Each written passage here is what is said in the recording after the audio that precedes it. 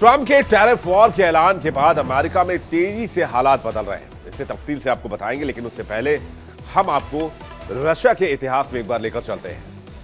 रूस पहले यूएसएसआर था, लेकिन मिखाइल गोर्बाचोव ने 1991 में उसे इतिहास बना दिया और रूस का जन्म हुआ। पश्चिमी मीडिया की खबरों की माने तो ट्रंप गोर्बाचोव के रास्ते पर चल चुके हैं। दोनों की पुरानी तस्वीर भी बहुत वायरल हो रही है। कहा जा रहा है ट्रंप अमेरिका को गोर्बाचोव के रास्ते पर ले जा रहे हैं। वो अमेरिका के गोर्बाचोव बनते नजर आ रहे हैं।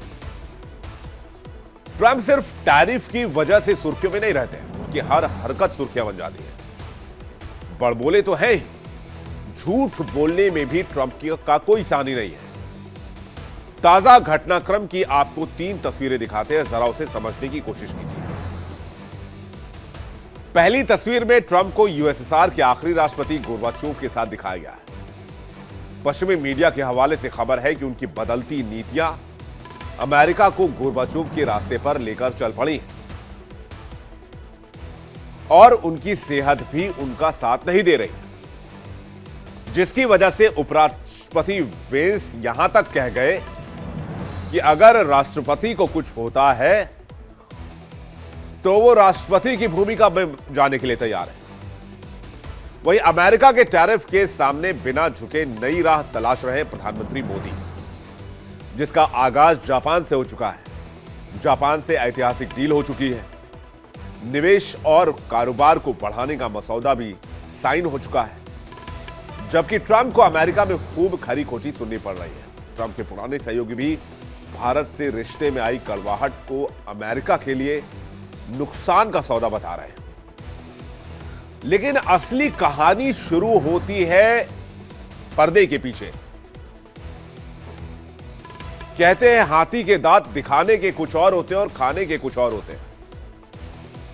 ट्रंप के साथ कुछ ऐसा ही चल रहा है। ट्रंप का मास्टरमाइंड कहे जाने वाले पीटर नवारो जिसे कहते हैं, उनकी सोच में बदलाव आया है और उनकी जुबान पर वो बात आ गई जो अब तक अमेरिका कहना नहीं चाह रहा था। अभी तक तो ट्रेड डील की बात कही जा रही थी, ट्रेड डेफिसिट की बात कही जा रही थी, रशियन ऑयल की बात कही जा रही थी और तमाम तरीके की चीजें कही जा रही थी। लेकिन यहां पर पीट नवारो ने कुछ और खुलासा किया। तो शुरुआत के कुछ खुलासे तो वही हैं जो अभी तक वो बोलते आए हैं कि भारत के रूसी तेल खरीदने की वजह से यूक्रेन में युद्ध जारी है। अगर भारत तेल लेना बंद कर दे तो वॉर बंद हो जाएगा। लेकिन जो असली दर्द छुपा हुआ है वो अब जाहिर हुआ है। नवारो का कहना है कि भारत तो अमेरिका से हथियार ही नहीं खरीद रहा है। चूंकि अमेरिका हथियार के मार्केट का सबसे बड़ा प्लेयर है, तो डोनाल्ड ट्रंप चाहते हैं कि जितनी भी हथियारों की डील हो वो सब अमेरिका से हो।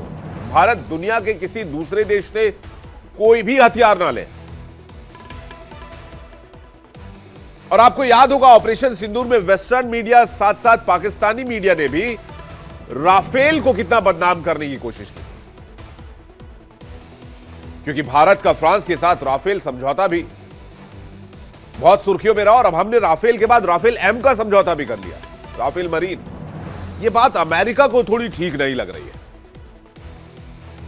इसके अलावा रूस के साथ रक्षा सौदा है ही। S-400 को लेकर हमने नई डील कर ली है। S-400 की नई डिमांड रख दी है रशिया के सामने। भारत चाहता है कि रक्षा बजट का ज्यादा से ज्यादा हिस्सा मेड इन इंडिया प्रोजेक्ट के तहत इस्तेमाल किया जाए। इसके अलावा अमेरिका को लड़ाकू विमान या दूसरे रक्षा प्रणाली से जुड़े हथियार जो बेचना चाहता है उसको लेकर विचार किया जाए। अच्छा, ऐसा नहीं कि अमेरिकी हथियार जो वो विचार में नहीं लाए जाते हैं, लेकिन अमेरिकी हथियार एक तो महंगे बहुत हैं, ऊपर से अमेरिकी हथियारों पर ट्रस्ट नहीं कर सकते। F-16 को विंग कमांडर अभिनंदन ने MiG-21 बाइसन से मार गिराया था, आपको याद होगा। अब अमेरिका का F-16 आपके सामने है और कोची में जो F-35 की फाइल फुटेज हम आपको दिखा रहे हैं, जिसे हैंगर से ले जाया जा रहा है। अब F-16 और F-35 ये दोनों बहुत उन्नत फाइटर जेट हैं अमेरिका के, लेकिन कोई विश्वास करे तो करे कैसे। पोलैंड में एयर शो चल रहा था, हादसे की वजह कुछ भी हो सकती है, लेकिन F-16 बहुत कारगर रहा नहीं है, टू बी वेरी फ्रैंक। देखिए, अमेरिका की चाटुकारिता करनी हो तो F-16 की तारीफ कर दीजिए कि भाई बहुत शानदार फाइटर जेट है, ये कर देता है, वो कर देता है। F-35 की भी तारीफ कर दीजिए कि इसको जो है वो रनवे नहीं चाहिए होता है, vertical take off, vertical land कर जाता है। लेकिन ये हथियार किस काम के? तस्वीर आपके सामने है। F-16 के क्रैश का एक लंबा इतिहास रहा है, F-35 की तकनीकी खराबी का एक लंबा इतिहास रहा है। ऊपर से ये कॉस्टली इतने हैं कि इनको खरीदने में, इनके मेंटेनेंस में दुनिया भर का खर्चा है। लेकिन इसके मुकाबले राफेल सस्ता पड़ता है, राफेल की विश्वसनीयता है। हमने कई और देशों से कई और सामान लिए हैं। ऐसे सूरत में इंडिया का अमेरिका के हथियारों पर विश्वास करना पैर पर कुल्हाड़ी मारने के बराबर होगा।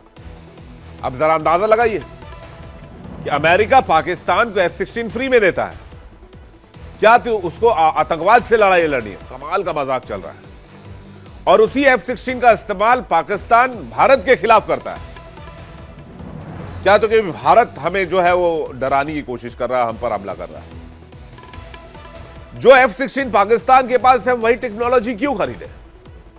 और इस बात की क्या गारंटी है कि डोनाल्ड ट्रंप या आने वाला कोई भी प्रेसिडेंट अमेरिका का वो पाकिस्तान को F-35 नहीं देगा? पाकिस्तान में अमेरिकी हथियारों का एक बड़ा हिस्सा है, और अब तो डोनाल्ड ट्रंप की नजदीकी बता रही है कि पाकिस्तान में अमेरिका के कई हथियार वापस आएंगे। इसलिए प्रधानमंत्री नरेंद्र मोदी ने दो टूक लहजे में कह दिया कि हमारी साझेदारी दुनिया में शांति के लिए महत्वपूर्ण है। उसी के साथ पीएम मोदी ने दोस्ती को और प्रगाढ़ बनाने के लिए जापान के पीएम को भारत आने का न्योता भी दिया है। साथ ही उम्मीद की जा रही है कि पीएम मोदी के इस दौरे के बाद जापान भारत में 6 लाख करोड़ का इन्वेस्ट करेगा, जिसके लिए खनिज से जुड़े समझौते पर MOU साइन हुए हैं। इस दौरान पीएम मोदी ने कहा कि भारत दुनिया की सबसे तेजी से बढ़ती इकोनॉमी है और भारत का दुनिया के विकास में 18% का योगदान है। साथ ही जापान में पीएम मोदी ने कहा कि भारत में बनाओ और दुनिया के लिए बनाओ, यानी भारत निवेश के लिए अपने दरवाजे खोल रहा है। 100% FDI, फॉरेन डायरेक्ट इन्वेस्टमेंट। यानी कि चाइना पर अभी बैन है, हो सकता है चाइना जा रहे हैं और चाइना में भी भारत यह ऐलान करे कि चाइनीज इन्वेस्टर भी आकर इंडिया में मेक इन इंडिया प्रोजेक्ट में हिस्सा ले सकते हैं। रविवार को जिनपिंग से मुलाकात होने वाली, हो सकता है कि पुतिन से भी 1-to-1 मुलाकात हो। कहा जा रहा है कि भारत, रूस, चीन, RIC की तिकड़ी अमेरिका के डॉलर की बादशाहत को भी चुनौती देने के लिए तैयार है। इसलिए आज का बड़ा सवाल यह है, क्या हथियारों वाली असली कहानी अमेरिका की जो दिल में थी वो जुबान पर आ गई? और ग्लोबल साउथ में जो डायनामिक्स है वो तेजी से बदल रहे हैं, जो अमेरिका के लिए ठीक नहीं है।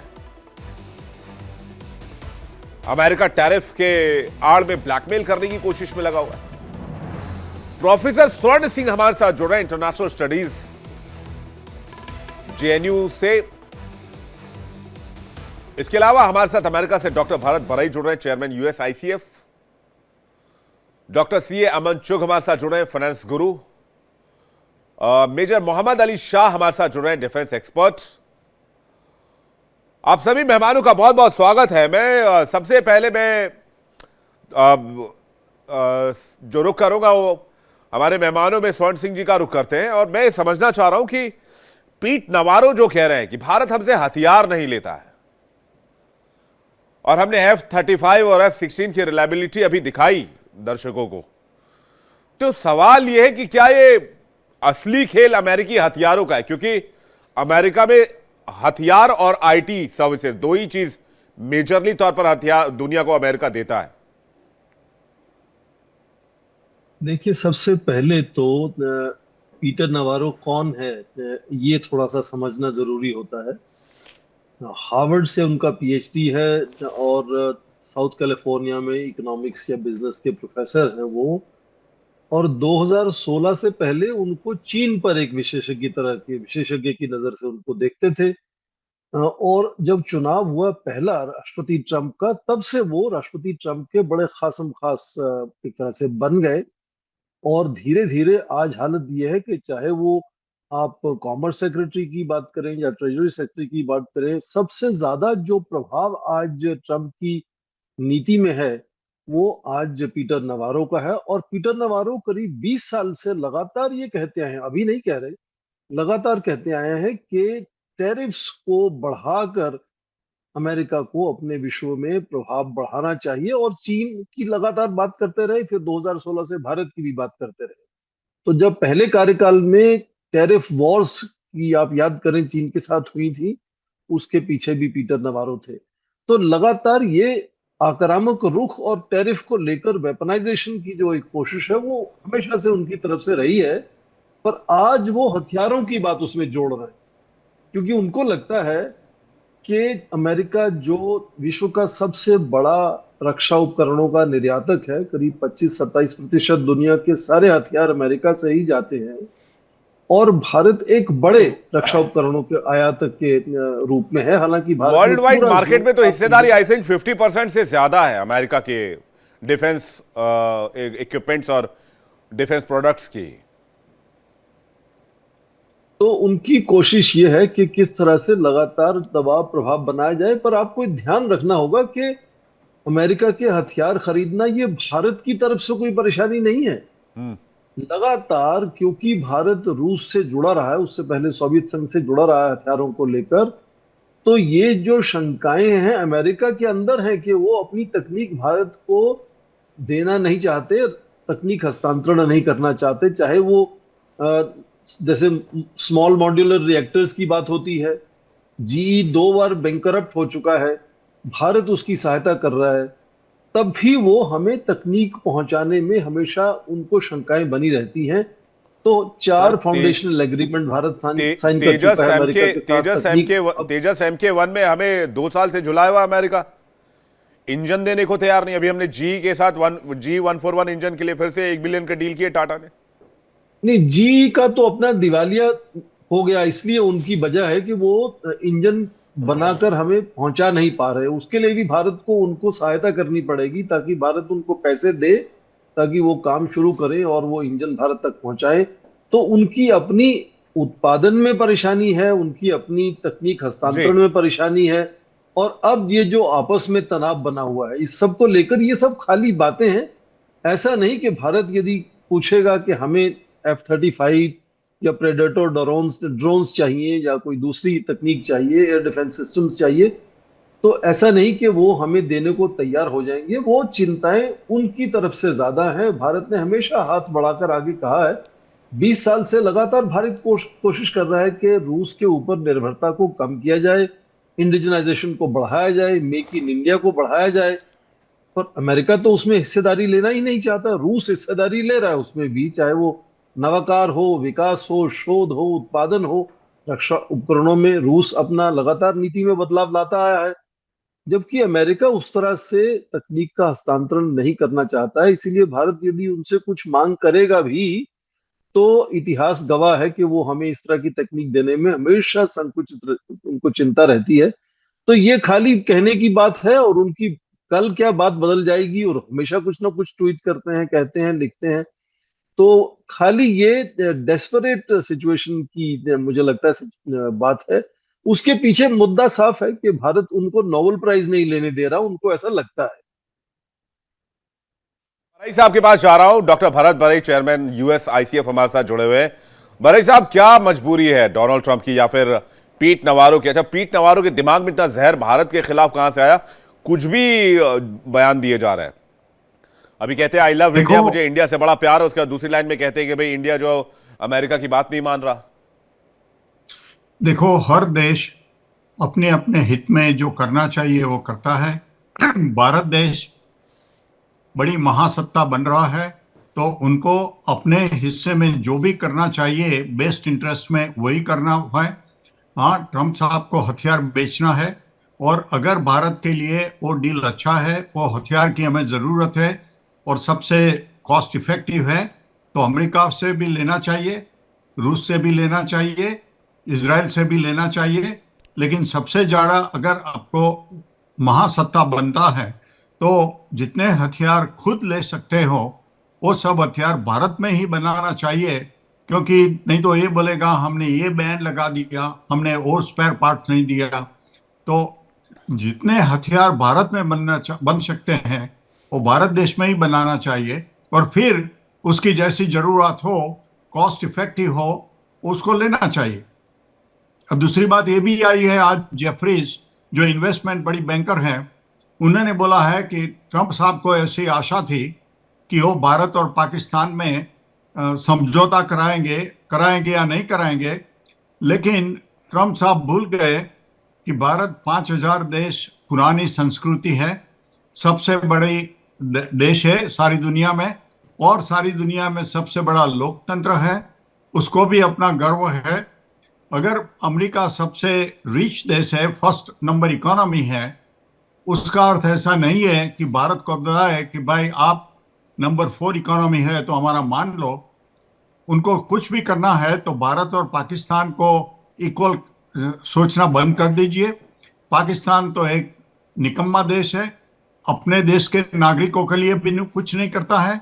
वो जो करता है मिलिट्री ऑफिसर्स और जो पॉलिटिक्स में है वो सब करप्ट लोग हैं, अपने ही लिए करते हैं। और टेररिज्म में तो पाकिस्तान नंबर 1 देश है। वो भूल गए कि ओसामा बिन लादेन और दूसरे जो टेररिस्ट सारी दुनिया में कर रहे थे वो सब पाकिस्तान से आए थे। तो अगर अमेरिका को कुछ करना है तो पहले पाकिस्तान को बनाना चाहिए कि आप लोकतंत्र हो जाओ, आपके लोगों, पाकिस्तान के लोगों के लिए काम करो और टेररिज्म बंद कर दो। वो तो ऑपरेशन सिंदूर के बाद आसिम मुनीर को सम्मानित कर रहे हैं, लंच करा रहे हैं व्हाइट हाउस बुलाकर। भारत ऐसे ही थोड़ी नाराज हुआ है। मैं मेजर साहब का एक रिएक्शन चाहूंगा, उसके बाद मैं चुग साहब आपके पास आ रहा हूं। हमने ऐसा नहीं अमेरिका से डिफेंस के सामान नहीं खरीदे, हमने बहुत सारे सामान खरीदे हैं। हाल ही में हमने अपाचे लिया है जो कि अटैक हेलीकॉप्टर है, हमने चिनूक लिया है जो कि ट्रांसपोर्ट हेलीकॉप्टर है। इसके अलावा कई सारे कार्गो विमान है सेना के पास जो अमेरिका से आए हैं। तो ये हमारी नीति तटस्थ नहीं, हमें जहां से रिलायबल लगता है वहां से लेते हैं। तेल के मामले में भी यही कहानी, हमें जहां सस्ता तेल मिलता है वहां से लेते हैं। ये दादागिरी करना कि नहीं हमसे ही लेना पड़ेगा वरना टैरिफ से हम आपको ब्लैकमेल करेंगे, ये तो चलने वाला नहीं है। आपकी बात बिल्कुल सही है, 100%। आप कुछ बोलने से पहले मैं सकता हूँ कि विवेक आपका काफी देखता हूँ और मैं हंसता हूँ। आप अव्वल तक कर रहे हैं, अब काम भी करते हैं, तो हमें पता है आप देश में हैं। अब मैं बात कर रहा हूँ ट्रम्प। देखिए एक बात सामने आई है, वो बट बताइए आप मिर्जा साहब आपकी आवाज थोड़ी ठीक नहीं आ रही है, मैं एक बार पीसीआर से चेक कराता हूं, तब मैं चुग साहब से जवाब ले लेता हूं। चुग साहब, भारत यूएस का जो व्यापार है उससे ज्यादा तो यूएस रशिया का व्यापार है, उससे ज्यादा रशिया चाइना का व्यापार है। तो ये बेवकूफ किसे बना रहे हैं पूरी दुनिया में, और खुद ही एक्सपोज हुए जा रहे हैं बेवकूफ बना के। नमस्कार है जी, जय भारत है। देखिए, पहले लास्ट हमारी इंटरेक्शन में भी मैंने आपको एक डिफरेंट एंगल बताया था कि गेम कुछ और है।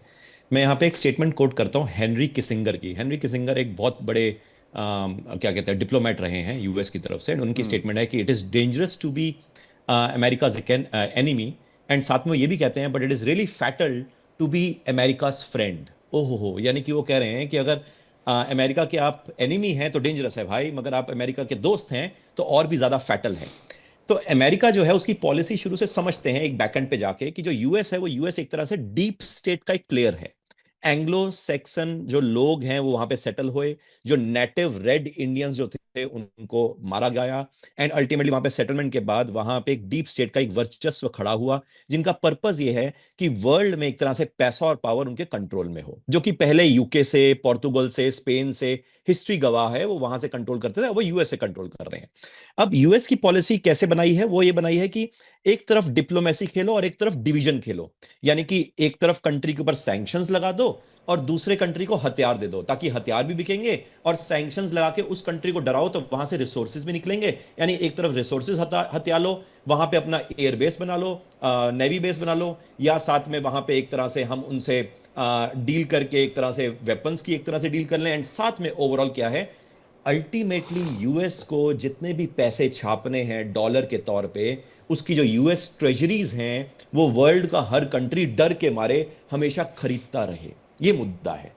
अब समझते हैं कि चाइना की पॉलिसी और रशिया की पॉलिसी के तहत क्यों यूएस नाराज रहा और अब इंडिया से नाराज क्यों हो रहा है, क्योंकि जब भी यूएस के against alternate system of financial control पैदा होता है, जो कि जो यूएसएसआर के तौर पे जब शुरू हुआ तो जॉर्ज सोरोस को खड़ा किया ताकि alternative system of financial control USSR ना कर पाए और वहां पे यूएसएसआर ब्रेकडाउन हुआ।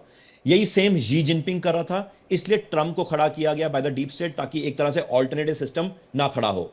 यहां पे अब भारत भी alternate system of financial control ही पैदा कर रहा है जहां पे डीप स्टेट नाराज है ऑब्वियसली। एंड इसका सिंपल एग्जांपल है, जो मेजर नाराजगी ट्रंप की या डीप स्टेट की भारत के अगेंस्ट कहां पे डिप्लॉय हुई, जैसे ही हमने ऑपरेशन सिंदूर में हैंगर में जहां पे F-16 खड़े थे जिनकी टेक्नोलॉजी इतनी वीक हमने प्रूव कर दी कि वो टेक ऑफ भी नहीं कर पाए, अपने आप को प्रोटेक्ट भी नहीं कर पाए, एंड हमारी सीधा मिसाइल ने अंदाजा, ये ध्यान रहे एयर चीफ मार्शल जी की स्टेटमेंट है, रिपेयर हैंगर में F-16 हमने मारे। रिपेयर हैंगर का मतलब है वहां पे अंदाजन 6 से 12 F-16 होंगे जो हमने मारे हैं, क्योंकि नॉर्मली हैंगर्स भी 3 तरह के होते हैं और रिपेयर हैंगर में 1 नहीं 2 नहीं, नॉर्मली 6 से 12 F-16 होते हैं और वो सारे खत्म, यानी टेक्नोलॉजिकली वो कहीं ना कहीं टेक ऑफ ही नहीं कर पाए, अपने आप को प्रोटेक्ट नहीं कर पाए। और वहां पे कहीं ना कहीं ये भी बात हो रही है कि उनके एयर स्क्वाड्रन लीडर्स वगैरह कहीं ना कहीं मारे गए हैं, जिसकी स्टेटमेंट अभी तक ऑफिशियली आई नहीं है। वहां से आप समझो उनकी वेपन इंडस्ट्री एकदम से डिक्लाइन मोड में चली गई और भारत की एकदम से उभर के आई। अब साथ में लेटेस्ट पोजीशन क्या है कि यूएस की ना तो जापान के साथ चल रही है ना चाइना के साथ चल रही है, वहां पे कनाडा भी कह रहा है मैं तेरी यूएस ट्रेजरीज बेच दूंगा, यूरोप कह रहा है भाई साहब मेरे पास पैसे नहीं है। अब यूएस लेटेस्ट क्या कर रहा है, साउथ अमेरिका में वेनेजुएला को 4 वॉरशिप्स के साथ घेर रहा है, हर वॉरशिप में 100 मिसाइल्स हैं और साथ में पूरा एयर फ्लीट है